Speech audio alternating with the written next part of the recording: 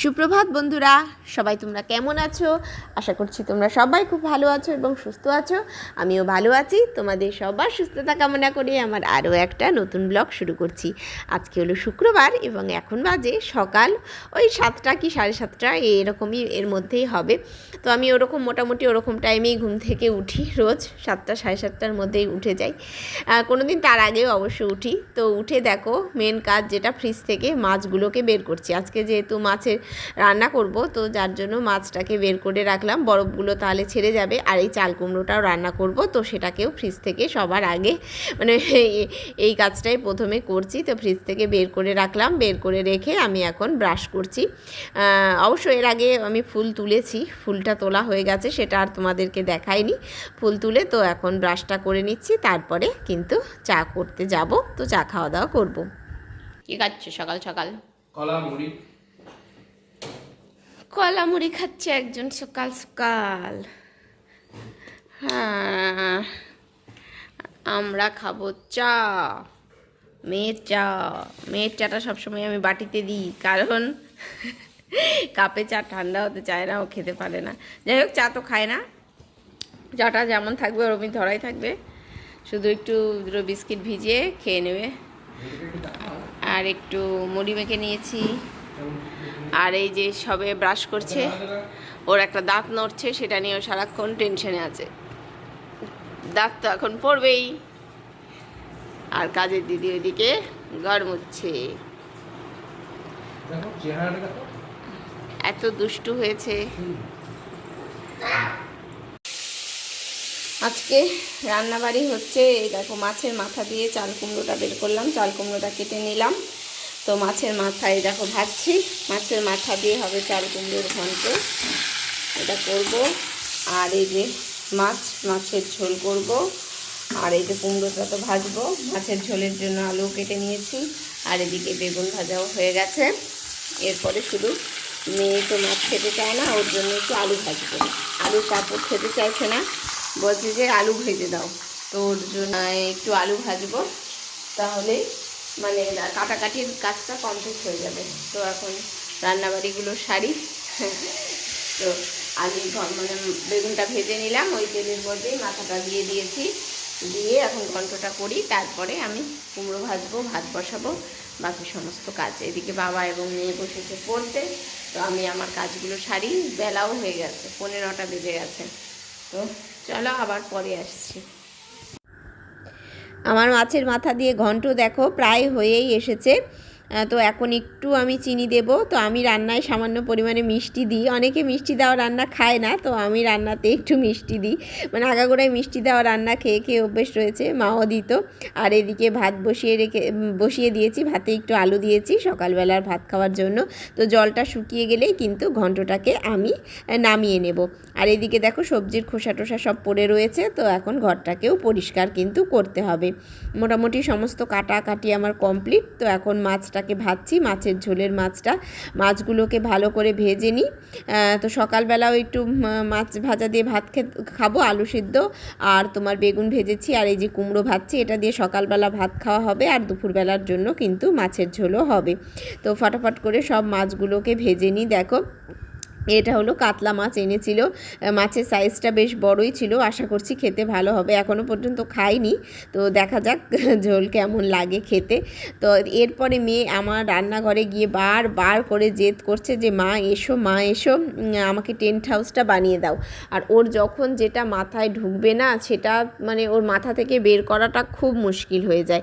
মানে এতবার তোমাকে বলতে থাকবে, তুমি বাধ্য হয়ে তখন সব কাজ ফেলে দিয়ে সেই কাজটাই তোমাদেরকে করতে হবে। তো সেই রকমই আমার মেয়ে আমার মাথার পোকা বার করে দিল যে আমাকে টেন্ট হাউসটা বানিয়ে দাও। খেলবে না, কিন্তু যখন মনে হবে যে টেন্ট হাউসটা বানিয়ে দাও, তো তখনই ওকে বানিয়ে দিতে হবে। ওই যে বানিয়ে দেব, তো তারপরে কিন্তু ওই টেন্ট হাউসটা পড়েই থাকবে। তো প্রতিবার আমরা টেন্ট হাউসটা বানাই, কিন্তু বানাতে গিয়ে প্রতিবারই ভুলে যাই যে কিভাবে বানাতে হয়। তো এটা একটু বানানোটা একটু মানে ঝামেলা আছে, এমন কিছু ঝামেলা না, তবে একটু মনে করে বানাতে হয়। তো একা তো দেখো আমরা দুজন মিলে বসে পড়েছি, আমার একা একা আমার দ্বারা হবে না, তো বললাম বাবাকেও ডাক দে, তো আমরা দুজন মিলে টেন্ট হাউসটা বানাচ্ছি। দেখো তো মানে কোন দিকে কোনটা সেটিং করতে হয় এটাই মনে রাখতে হয়, তো ওটা আমরা ভুলে যাই বারবার। তো যাই হোক কিছুক্ষণ ধরে আমরা কসরত করলাম, দেখো কসরত করার পরে কিন্তু আমরা এখন টেন্ট হাউসটাকে বানিয়ে নেব। তো তোমাদের বাড়িতে বাচ্চারা আছে যারা, তো তারাও নিশ্চয়ই মানে টেন্ট হাউস থাকলে এরকম বায়না করে, আর বানিয়ে দেওয়াটা এটা খুব মানে একটা ভজকট জিনিস, এই জন্যই আমার বিরক্ত লাগে। আর সবচেয়ে বড় বিরক্ত লাগে কি বলো তো, মানে এটা অনেকটা স্পেস নেয়।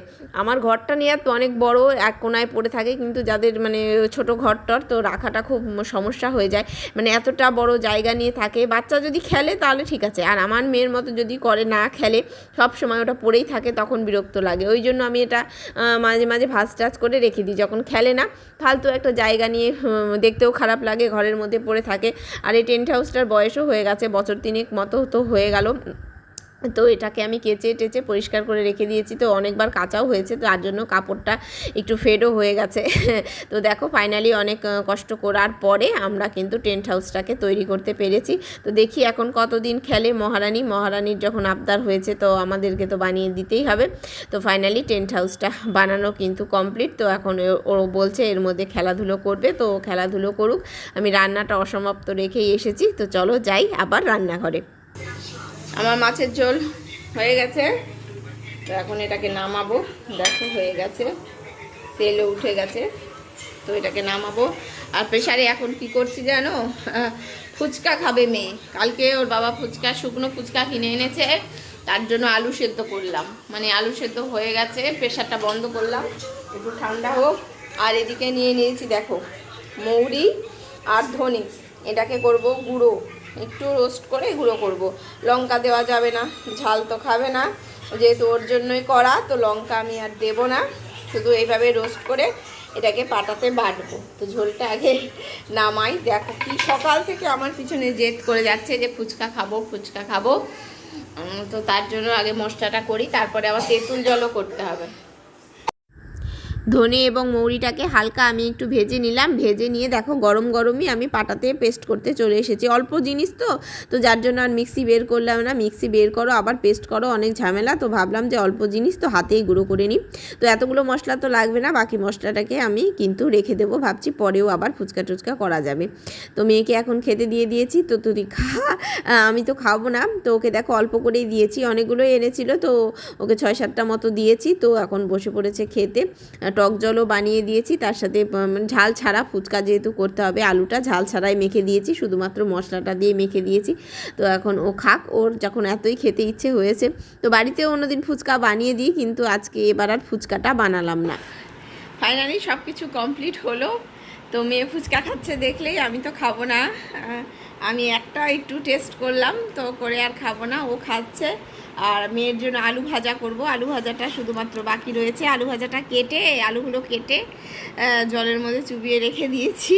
তো এখন সবে 10:30 বাজে, তো ভাত খাওয়ার আগ দিয়ে আলুটা ভেজে দেব, যেহেতু মাছের ঝোল করেছি আজকে, খেতে তো চাইবে না, খুব কষ্ট করে খাওয়াতে হবে। তো সকালবেলাও ভাত একদমই খেলো না, একটা মিষ্টি খেয়ে নিয়েছে, ব্যাস ভাত খাওয়া একদম শেষ।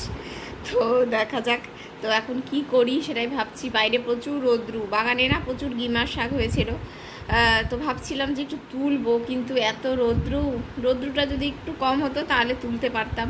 এত রৌদ্রু, মেঘও করছে না, কালকে ফালতু একটু মেঘ করলো ব্যাস, আর কোনো বৃষ্টির নামই নেই। তো যাই হোক আবার পরে আসছি, তোমরা কিন্তু ব্লগটা দেখতে থাকো। ঘরে থাকতে থাকতে শুনতে পেলাম যে ট্রাক্টরের আওয়াজ হচ্ছে, তো বাইরে এসে দেখি ট্রাক্টরে করে আমাদের ধান আসলো। আমাদের জমি অল্পই রয়েছে, আমাদের 1.25 বিঘা মতো জমি রয়েছে, তো 1.25 বিঘা জমির ধান দেখো চলে আসলো। ধান একদম মানে গাড়ি দিয়ে মেরে টেরে তো ধান নিয়ে এসে আমাদের বাড়িতে দিয়ে গেল। এখন ধান কাটার যে ধান কাটার যে গাড়িগুলো হয়েছে, তো সেই গাড়ি দিয়েই ধানটাকে মেরে দিল। গাড়িওয়ালাও কিছু পরিমাণে ধান নেয়, কতটা নেয় আমি অত জানি না, যাই হোক তো সব কিছু দিয়ে টিয়ে এইটুকু আমাদের ধান রয়েছে। তো কতটা ধান হবে এখানটা তো জানি না, যেহেতু মাপা নেই। তো আমি আমাদের যে কাজ করে আমাদের বাড়িতে 12 মাস, তো ওকে জিজ্ঞেস করছিলাম কতটা ধান রয়েছে, বলছি না মাপলে তো বোঝা যাবে না। তো এখন ধান তো এনে দিয়ে ওরা চলে গেল। তো এখন এই দেখো মামা শ্বশুর মশাই আর এখন এগুলো বস্তায় ভরে ভরে কিন্তু তুলে রেখে দিচ্ছে, কখন বৃষ্টি হয় কে জানে। তো যার জন্য তুলে ধানগুলোকে রেখে দেবে। দেখো বন্ধুরা, হাঁপিয়ে গেছি, কত গিমার শাক তুলে আনলাম দেখো বাগান থেকে, আরও প্রচুর আছে। তো আমি আর তুললাম না, দেখেছ কত তুলেছি। তো এগুলো সব ফুল হয়ে গেছে, তো এগুলো বাছতে হবে, বাছাটাই হলো মেন খাটনি। তোলাটা তো এক নিমেষে হয়ে গেল, তুলে ফেললাম। তো দেখো এগুলো এখন বাছতে অবস্থা খারাপ হয়ে যাবে, তো একটু বাছার চেষ্টা করি ফটাফট। হাঁপিয়ে গেছি রৌদ্র গরমে। এখন বাজে দুপুর 1:30। তো আমাদের লাঞ্চ হয়ে গেছে, লাঞ্চ করে টোরে আমরা এখন কী হলো, ভয় পেলা কিছু না, লাঞ্চ করলাম। লাঞ্চ করে এখন বসেছি, কারণ রেডি হয়েছি, দেখতেই পাচ্ছ একটু রেডি হয়েছি। তার একটা স্পেশাল কারণ তার কারণ আমি আজকে আমার চ্যানেল থেকে প্রথম লাইভে আসবো। তো ইচ্ছে আছে লাইভ করার, তো জানি না হবে কি হবে না, কিছুই জানি না। তো জীবনেও আমি কোথাও থেকে, ফেসবুক থেকে বলো, কোনো পেজ থেকে বলো, কখনো কোনো লাইভ করিনি। তো আজকে ফার্স্ট টাইম আমি লাইভ করার ইচ্ছে হয়েছে। তো দেখা যাক, জানি কেউ রেসপন্স করবে না হয়তো, যেহেতু আমার চ্যানেলটা খুবই ছোট। তো তবুও দেখা যাক কি হচ্ছে। তো আমরা লাইভ শুরু করি। তো ঘরে বাইরে তো প্রচণ্ড গরম, থাকা যাচ্ছে না, তো ঘরের মধ্যেই এসি চালিয়ে তো আমরা এখন লাইভটাকে শুরু করব। তো ঠিক আছে, একদম তোমাদের লাইভটা হোক, বিকেলবেলা আবার তোমাদের সাথে কিন্তু দেখা হবে। এখন বিকেল 5:30 পার হয়ে গেছে। তো আরও আগে বালুঘাট যাওয়ার কথা ছিল, তো হলো না। তো এখন আমরা 5:30টার দিকেই বেরিয়েছি, বালুঘাট যাব একটু, তো দরকার আছে। তো আমার বাবুর ফতুয়াটাও চেঞ্জ করতে হবে, বলেছিলাম মেয়ের জন্য জুতো নেব, প্যান্ট নেব, তো যার জন্য যাচ্ছি। তো বাইকে উঠে গেলাম, আর দেরি করা যাবে না, অনেকটা দেরি হয়ে গেছে।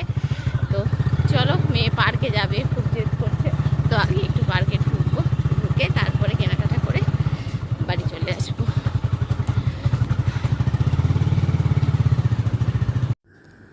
বালুরঘাটে পৌঁছেই প্রথমে পার্কে যাওয়ার আগে আমরা প্রথমেই আসলাম জুতোর দোকানে।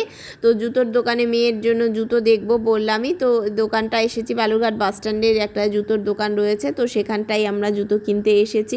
তো এই দোকানটায় ভালোই জুতো পাওয়া যায় মোটামুটি। তো মেয়ে দেখছিল, মেয়ের মতো মেয়েকে দেখাচ্ছিল, আর আমি তো আমার চোখ তো মানে আমার জুতো খুঁজে বেড়াচ্ছিল, আমি তো ঘুরে বেড়াচ্ছি আমার জুতো মানে কোনটা দেখা যায়। তো মেয়ের পায়ে দেখো পরিয়ে দেখছিল। আমি যেহেতু কিটো জুতো নিতে চাইছিলাম, ও শু জুতো অনেকই রয়েছে, কিন্তু মানে সবসময় পরার জন্য এখন তো গরমের দিন, তো কিটো জুতোটাই দরকার। হ্যাঁ, তো কিটো আছে দুটো, কিন্তু মানে সাইজে একটু ছোট হয়ে গেছে। তো যার জন্য ভাবছিলাম যে দুটো নেব জুতো, কিন্তু যেহেতু দুটো আর ভালো লাগলো না, তো যার জন্য একটাই কিন্তু জুতো নিয়েছি। তো আবার কখনো ঘুরতে টুরতে যাওয়া হলে তখন না হয় আর একটা কিনে নেব। তো দেখো আমার চোখ দেখো, মেয়ের দিকে বাদ দিয়ে কিন্তু আমি আমার জুতো দেখে যাচ্ছি।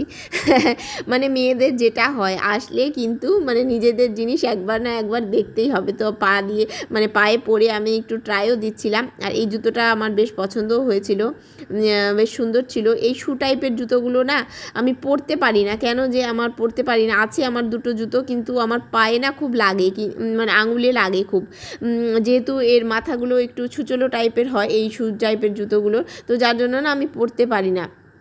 তো এই জুতোটা আমি যেটা পায়ে দিচ্ছিলাম, এই জুতোটা না মানে লাগছিল না পায়ে, পরে ভীষণই আরাম লাগছিল, জুতোটা মানে পছন্দ হয়েছিল। কিন্তু জুতোটা একটু ডিফেক্ট ছিল, মানে একটু রং, একটা জায়গায় রংটা চটা ছিল, এমন কিছু না, হালকা একটু চটা ছিল। তো হাজব্যান্ড বললো হয়তো গোটাটাই চটে যেতে পারে, ডিফেক্ট থাকতে পারে। তো একটাই পিস ছিল, আমি ওই গ্রিন কালারটাই যে দেখতে পাচ্ছ, একটু শ্যাওলা যে হালকা গ্রিনিশ কালারের জুতোটা, ওটা আমার পছন্দ হয়েছিল, কিন্তু ওটা ওই একটা কালারই ছিল। আর একটা কালার যেটা আছে ওটা অনেকগুলো পিস ছিল। এই যে দেখতে পাচ্ছ এটা যে কেমন মেটে মেটে টাইপের কালার, মাটির কালারটা, তো এই কালারটা অনেকগুলো ছিল, কিন্তু এই কালারটা আমার অতটা পছন্দ হয়নি। আমার ওই গ্রিন গ্রিন কালারটা পছন্দ হয়েছিল, কিন্তু দুঃখের বিষয় ওটা একটা পিসই ছিল, আর বললামই একটু রং চটা মতো ছিল, তো যার জন্য নিতে পারলাম না। খুব পছন্দ হয়েছিল এবং হেঁটে হেঁটে আমি দেখছিলাম যে পরেও কিন্তু ভীষণ আরাম ছিল জুতোটা, কিন্তু আর নেওয়া হলো না। যাই হোক, মেয়েরটা তো অন্তত পক্ষে হয়েছে, তো মেয়েরটা নিয়ে কিন্তু আমরা এখন বেরিয়ে যাব।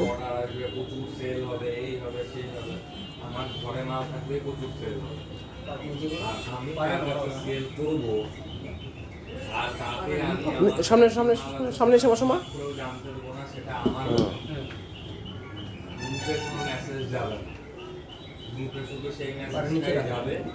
একদম নিচে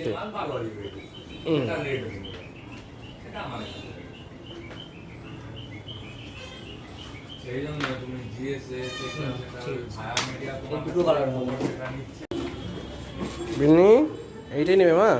ঠিক ঠিক তো? আচ্ছা, তোমার এটা ভালোই লাগছে।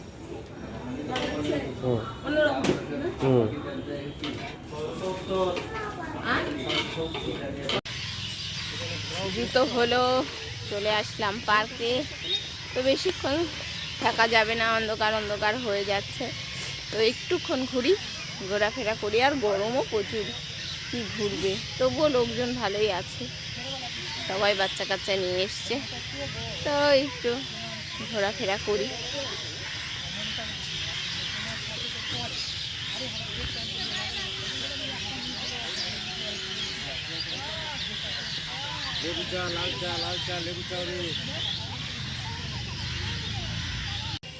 নামো নামো নামো নামো, ভয় নেই, নামো,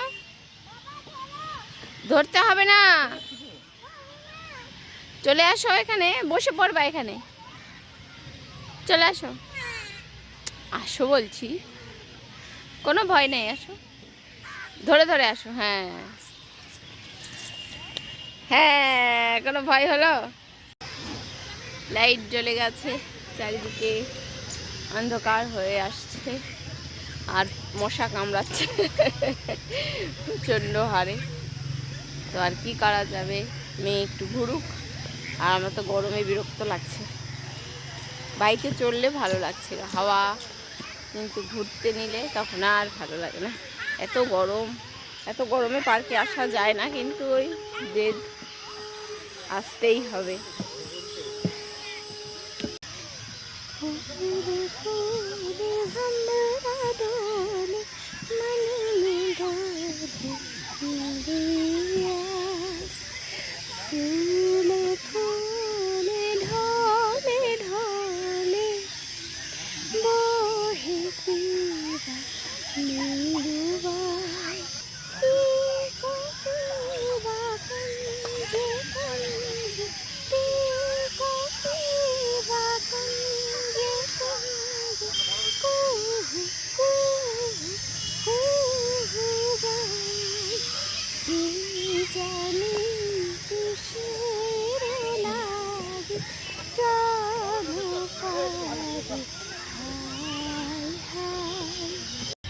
ভালো করে ধরো।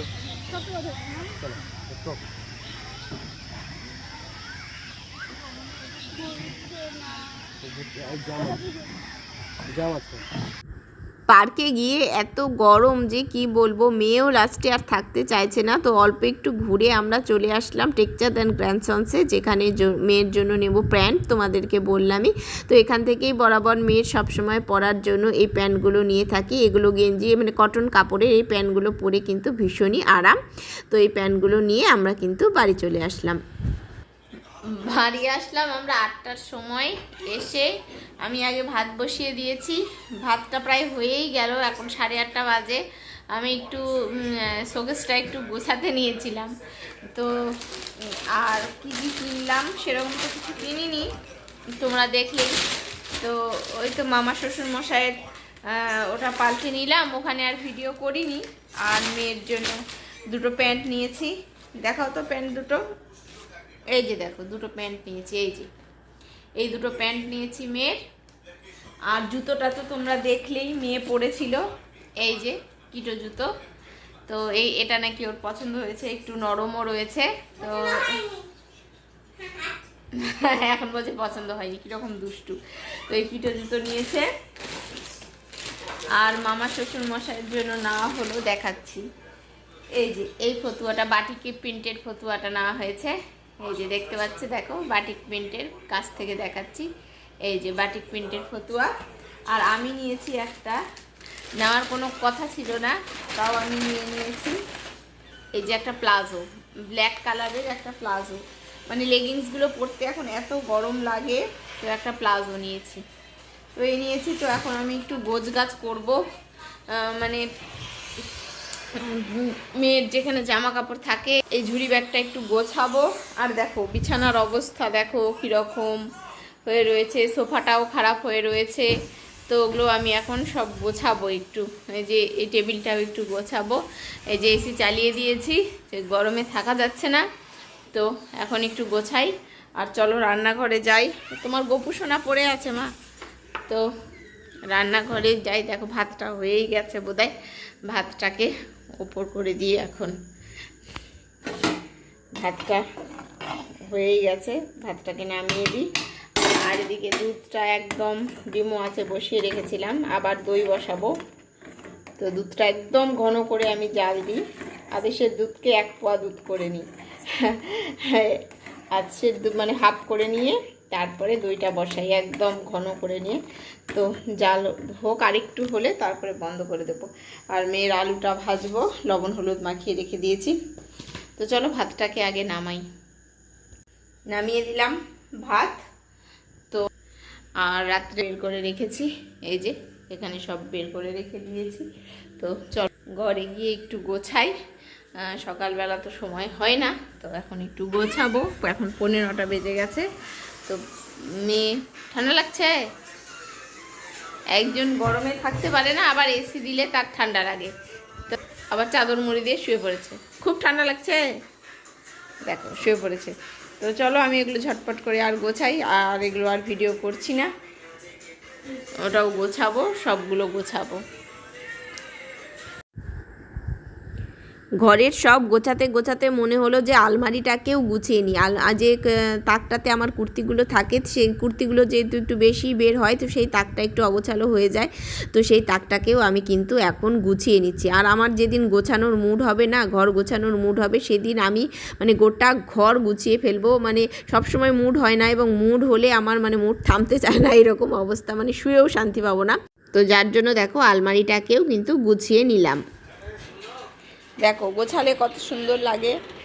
আলমারি গোছানো আমার কমপ্লিট, সব গুছিয়ে নিয়েছি। এই তাকগুলো গোছাইনি, আমার এই মাঝখানের তাকগুলোই গোছালাম, কুর্তিগুলো তো গুছিয়ে নিয়েছি।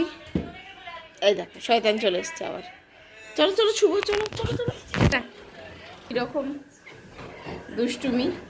তো সব কমপ্লিট, প্রচুর কাজ করলাম আসার পর থেকে, সব তো ভিডিও করা যায় না। বললাম এই ঝুড়ি ব্যাগটা গোছালাম, তারপরে শোকেসে যেগুলো আমার এই আলমারিটার লকটার সমস্যা হয়েছে, লাগতে চায় না লকটা। তো মানে যেগুলো আমার মালা চুড়ি কানের থাকে ওগুলো গোছালাম, মানে আজকে সব গুছিয়ে দিয়েছি। আসার পরে বাড়িতে আসার পরে কোনো কাজ তেমন ছিল না, বাসন টাসন তুললাম, তুলে ভাত টাত করে সমস্ত ঘরের মধ্যেই এই কাজগুলো করলাম। দিনের বেলা আর হয় না। তো চলো এখন 10টা বাজে, ডিনারও আমাদের হয়ে গেছে। আজকের ব্লগটা তাহলে এখানেই শেষ করছি। সবাই ভালো থেকো, সুস্থ থেকো, দেখা হবে আবার নেক্সট ব্লগে। তো আজকের মতো tata, good night, bye bye.